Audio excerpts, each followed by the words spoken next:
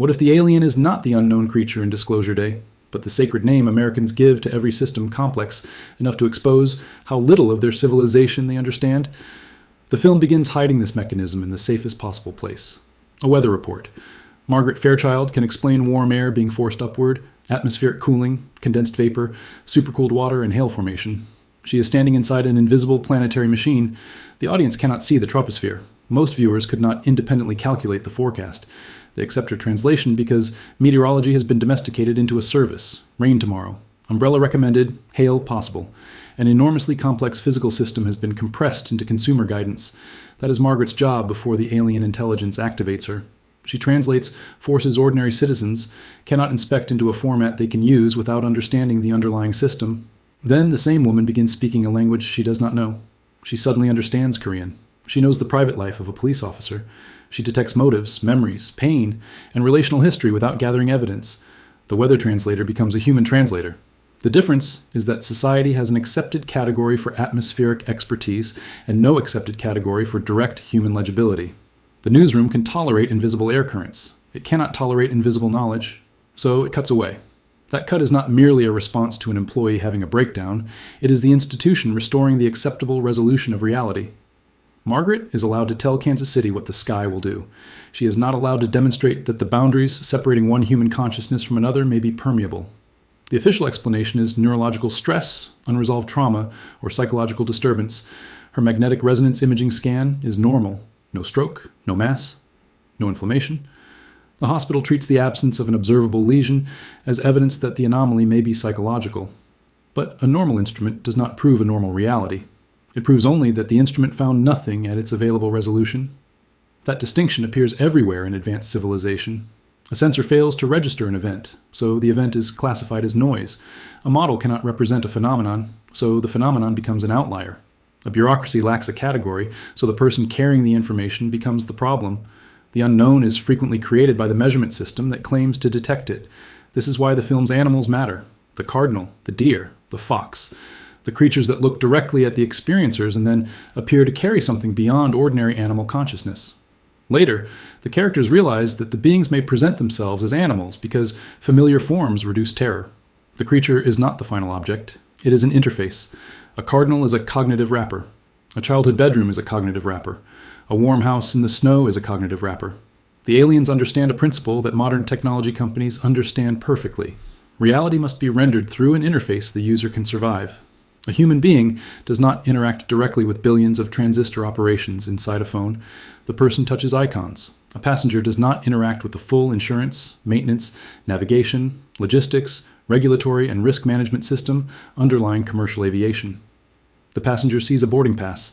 A user does not see the training corpus, optimization function, architecture, inference pipeline, and calibration failures inside a machine learning model.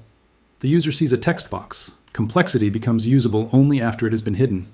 The alien is the film's ultimate interface. It compresses every question about physics, consciousness, religion, technology, history, government, and human exceptionalism into one visible object. That is why aliens are religiously powerful. They convert thousands of technical unknowns into a single intentional being. A system is difficult to worship. A being can be worshipped.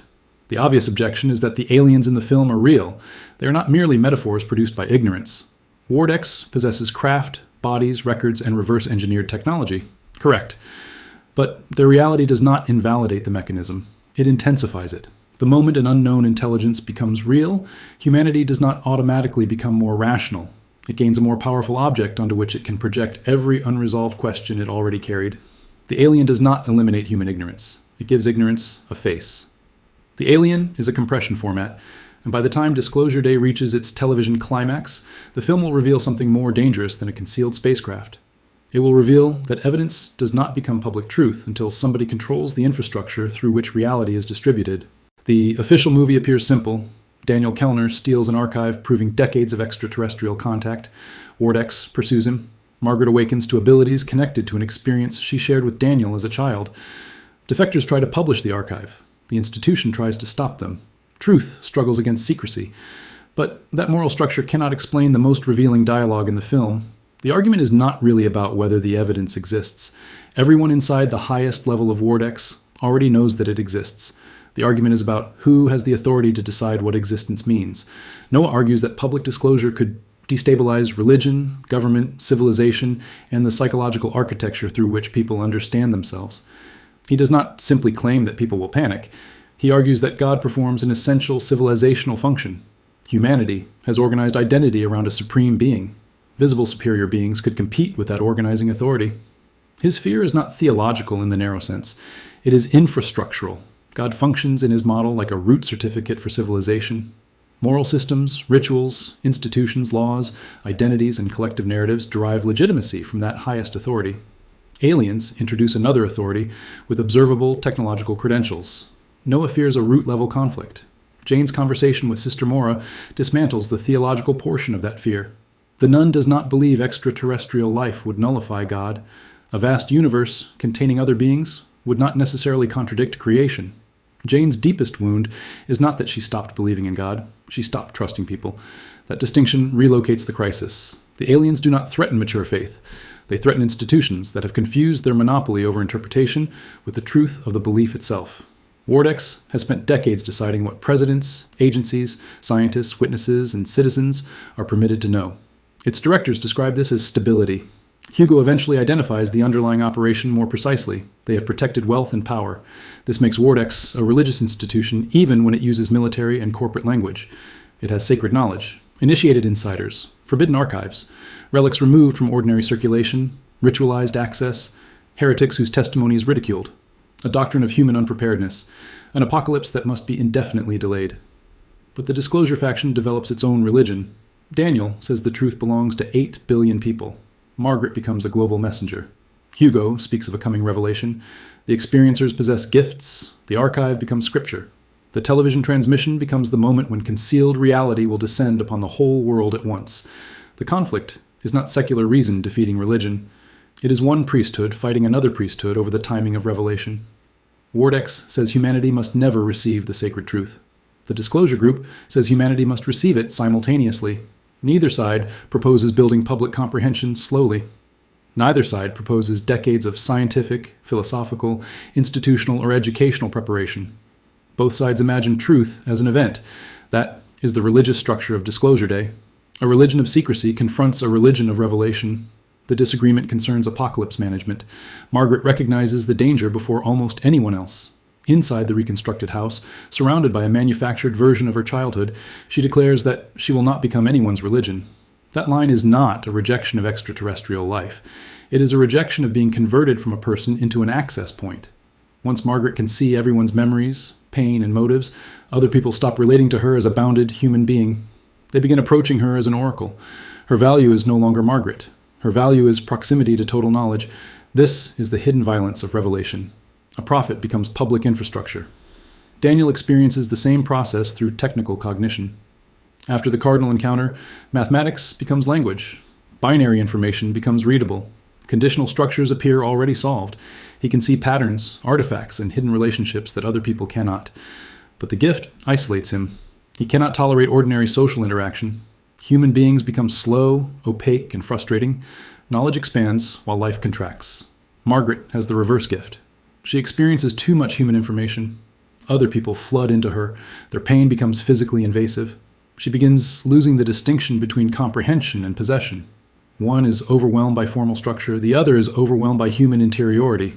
The film pairs them because neither form of knowing is survivable alone.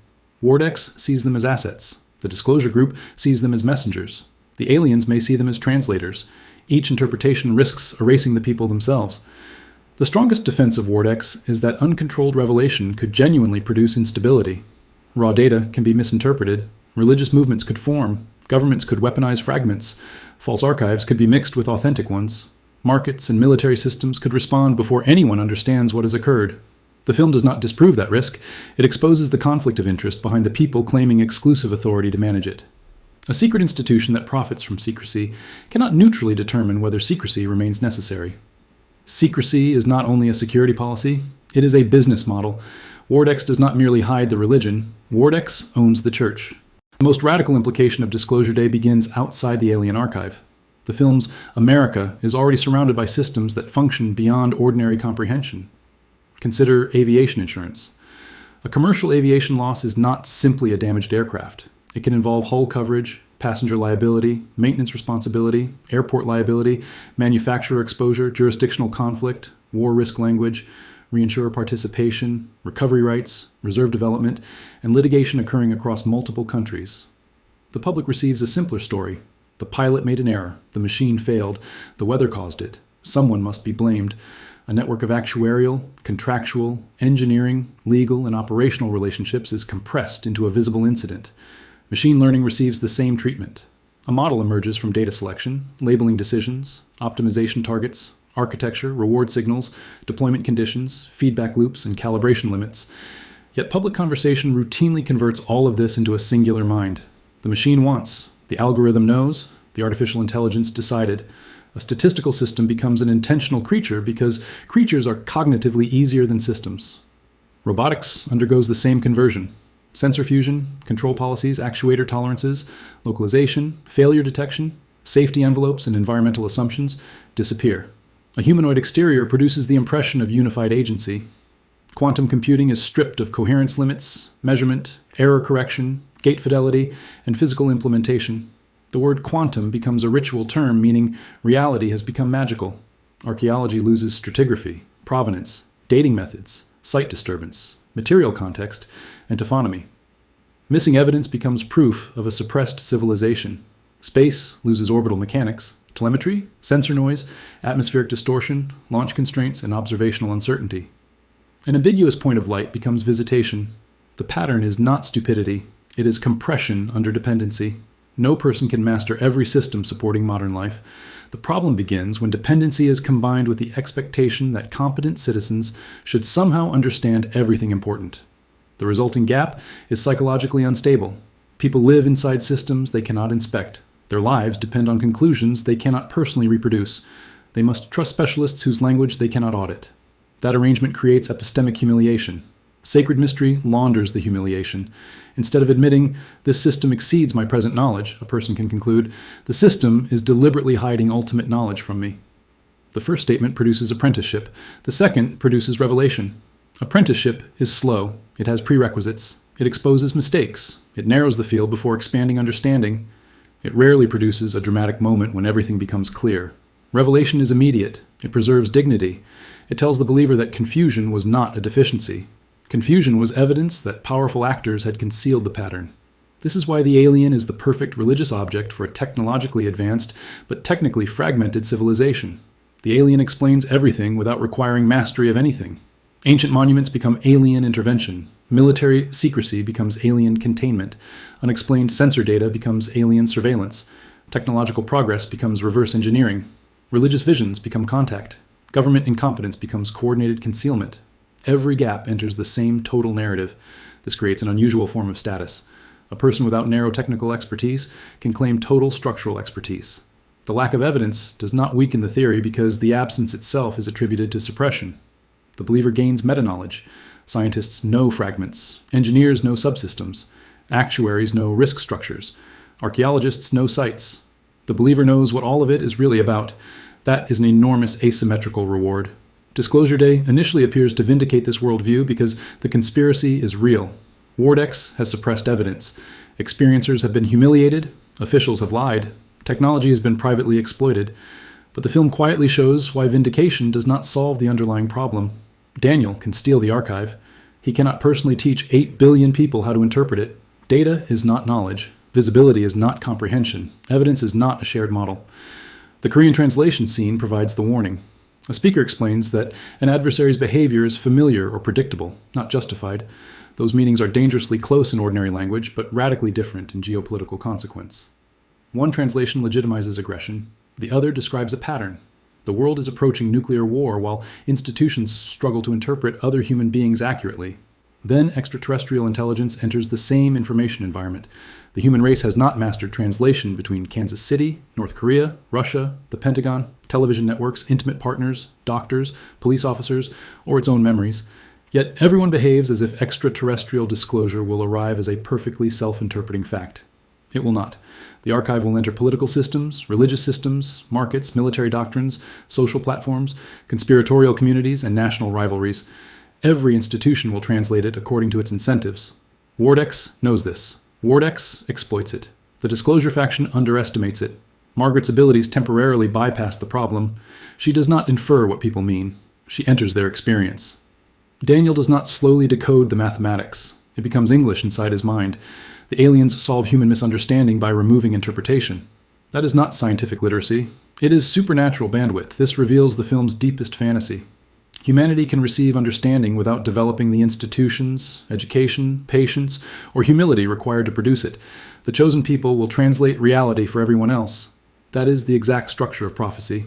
The counter-argument is obvious. Citizens should not need advanced degrees in every field merely to participate in civilization. Division of labor is necessary.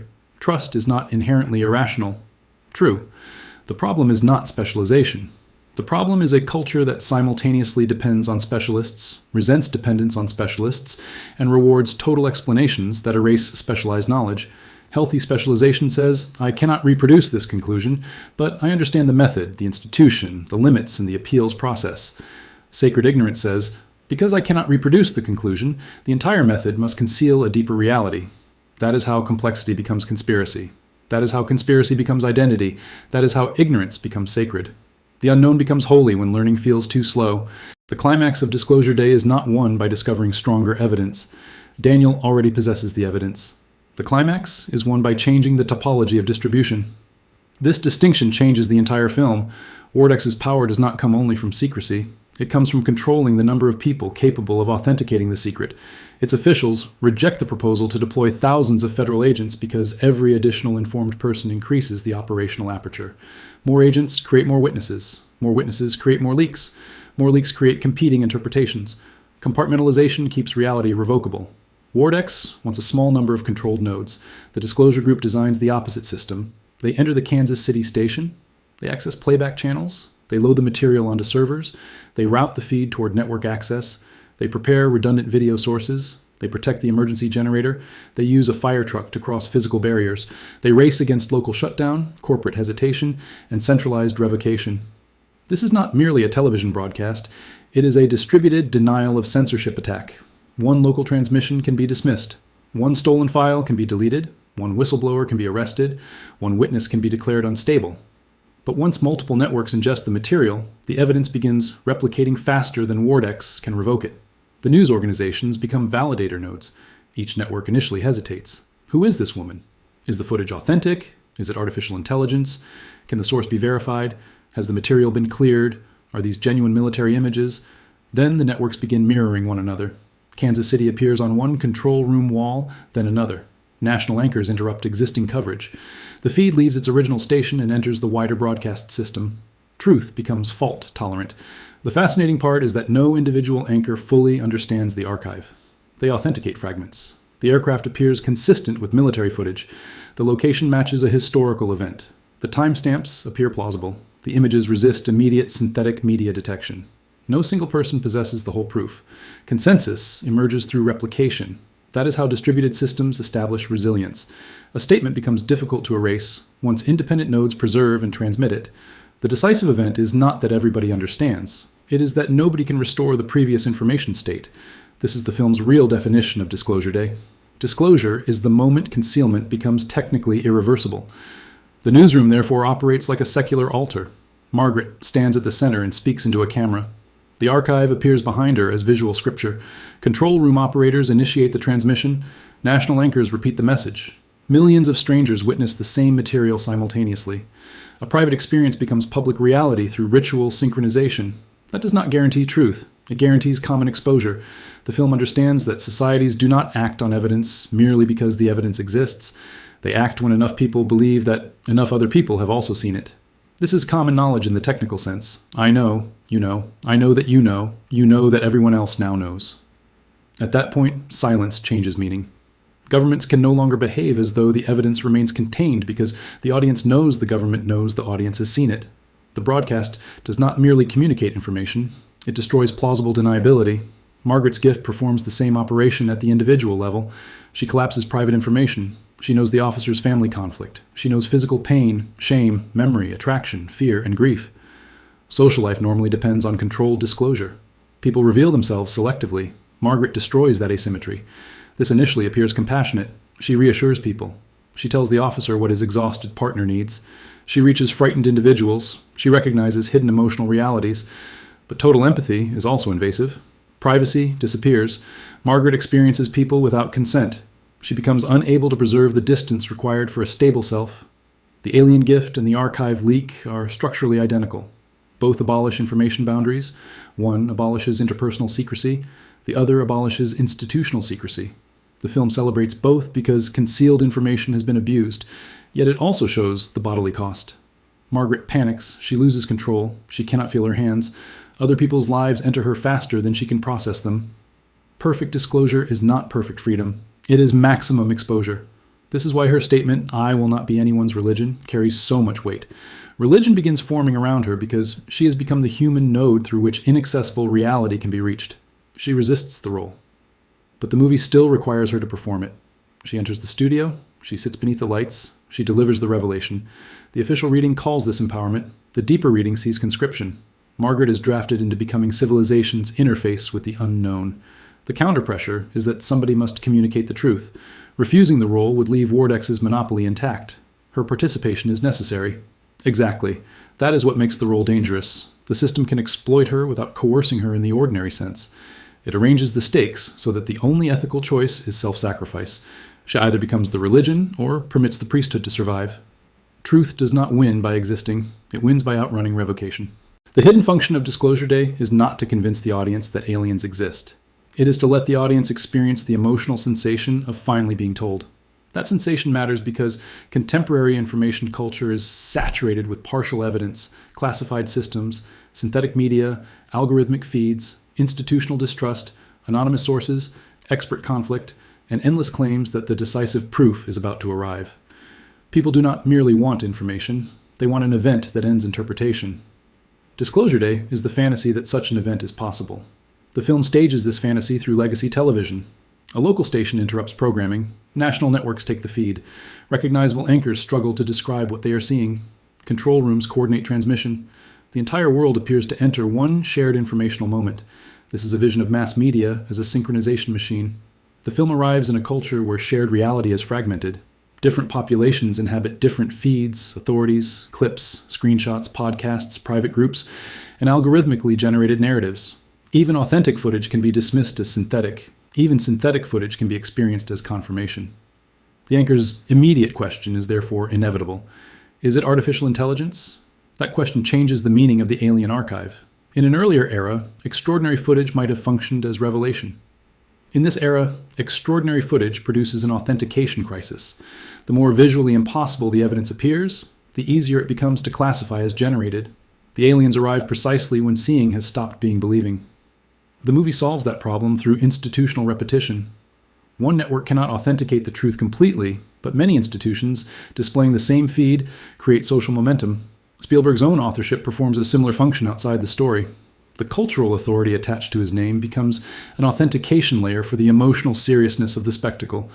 The movie is not merely showing disclosure. It is manufacturing a trusted environment in which disclosure can still feel possible. This reveals the artifact's contradiction. The story attacks proprietary ownership of universal truth. The film itself packages universal truth as a theatrical event owned, distributed, marketed, and monetized by major entertainment institutions. That does not invalidate the message. It reveals how completely the market can absorb rebellion against information ownership. The audience buys access to the fantasy that access should never have been restricted. More important, the film teaches the audience to wait for a reveal. Somewhere there's an archive. Someone possesses the complete data. An insider will eventually defect. A chosen messenger will reach a broadcast station. The screen will interrupt. The hidden order will appear. Everything will become clear. This is an emotionally irresistible model of knowledge because it removes apprenticeship. There is no equivalent. Disclosure Day for aviation insurance. No single broadcast suddenly explains global risk transfer, claims allocation, reinsurer participation, reserve development, regulatory jurisdiction, and liability. There is no Disclosure Day for machine learning. No stolen file instantly gives the public an operational understanding of data construction, loss functions, model behavior, calibration, deployment incentives, and failure modes. There is no Disclosure Day for robotics, quantum computing, archaeology, nuclear deterrence, or orbital engineering. Those fields offer no final reveal. They offer years of incomplete learning. They require vocabulary before insight. They require method before certainty. They require the learner to become more aware of uncertainty as knowledge increases. Alien disclosure promises the opposite. The revelation is so large that it will make every previous uncertainty feel subordinate. That promise converts aliens into a religion for technical civilization. The alien believer does not necessarily worship extraterrestrial bodies. The believer worships the possibility that all fragmentation will eventually be replaced by one coherent hidden order. Wardex promises that the order exists but must remain concealed. Daniel promises that the order exists and must be released. Margaret promises that the order can be translated. The networks promise that the order can be made common. The movie promises that the order can be witnessed. Every layer depends on the same desire. There must be a final answer behind the complexity. The most serious objection is that the film's political claim remains valuable. Institutions do suppress witnesses. Governments overclassify. Private contractors acquire power through secrecy. Ridicule can become a tool of social control. People should not be denied consequential truths merely because authorities believe the public is psychologically inferior. All of that can be true. But disclosure alone does not create an informed population. It creates an exposed population. Without interpretive institutions, technical education, transparent methods, and credible mechanisms for disagreement, released evidence becomes raw material for competing religions. Some people will worship the visitors, some will call them demons, some will deny the footage, some will build political movements around contact, some will sell access, some will claim private communication, some governments will reinterpret existing enemies through the extraterrestrial frame. Some corporations will promise alien-derived technology, some charismatic figures will transform ambiguity into personal authority. The sacred unknown will not disappear. Its market will expand. This is the final inversion. Wardex believes secrecy protects civilization from alien religion. Its secrecy is what has spent decades producing alien religion. By humiliating witnesses, suppressing questions, monopolizing artifacts, and refusing public inspection, Wardex makes the unknown more sacred with every year it remains concealed. But the disclosure group makes the opposite mistake. It believes exposure automatically destroys sacredness. Exposure without comprehension creates spectacle. Spectacle creates awe. Awe creates authority. Authority creates priesthoods. The movie ends at the moment the old secrecy regime collapses. It does not remain long enough to show the religious, political, economic, and technological markets that will form around the newly visible truth. That missing aftermath is the largest compressed reality in the film. The spacecraft is not the final revelation. The final revelation is that a civilization can possess extraordinary technology while remaining psychologically dependent on revelation. It can build machines of almost unimaginable complexity and still interpret complexity through gods, monsters, prophets, chosen witnesses, forbidden scriptures, sacred relics, and an approaching apocalypse. The modern world did not eliminate religion from the unknown. It industrialized the unknown and gave religion better production equipment. Disclosure Day, therefore, exposes something far more uncomfortable than alien visitation. America does not merely lack information. It has built an entire emotional economy around the expectation that one day information will arrive without requiring transformation from the people receiving it. That is why the alien matters. The alien promises epistemic amnesty. Your confusion was not failure. Your ignorance was not ignorance. You were waiting for the hidden world to reveal that you had been right to wait. America does not worship the alien. It worships the day it will no longer have to learn.